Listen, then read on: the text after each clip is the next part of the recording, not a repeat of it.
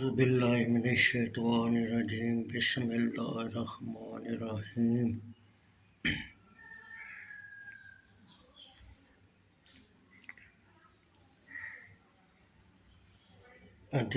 بخاری شریف جلد سوم حدیث نمبر 2224۔ ابراہیم بن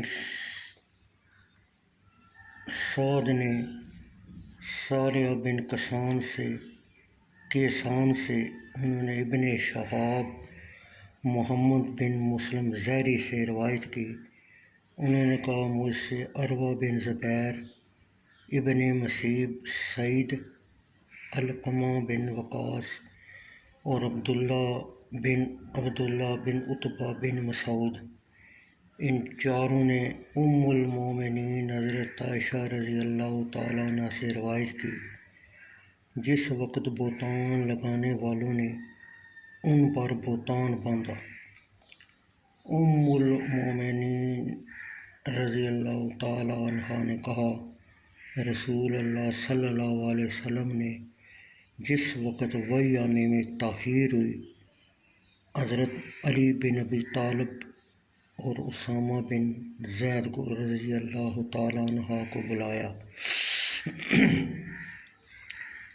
ان دونوں سے دریافت فرماتے تھے اور حضور اقدس اپنی رفیقہ یاد کے فراق کے متعلق ان سے مشورہ لیتے تھے۔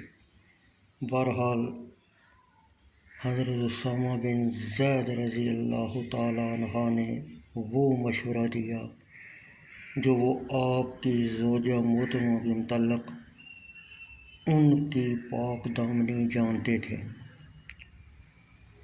اور حضرت علی مرتضیٰ رضی اللہ تعالیٰ عنہ نے کہا یا رسول اللہ صلی اللہ علیہ وسلم، اللہ عز و جل نے آپ پر تنگی نہیں فرمائی۔ ام المومنین رضی اللہ تعالیٰ عنہ کے سوا بکثرت عورتیں ہیں۔ آپ بریرہ سے پوچھ لیں، وہ آپ سے سچی بات کرے گی۔ آپ نے بریرہ کو بلایا اور اس سے فرمایا کیا تم نے کوئی ایسی چیز دیکھی ہے جس سے تجھے شک پیدا ہوا ہو؟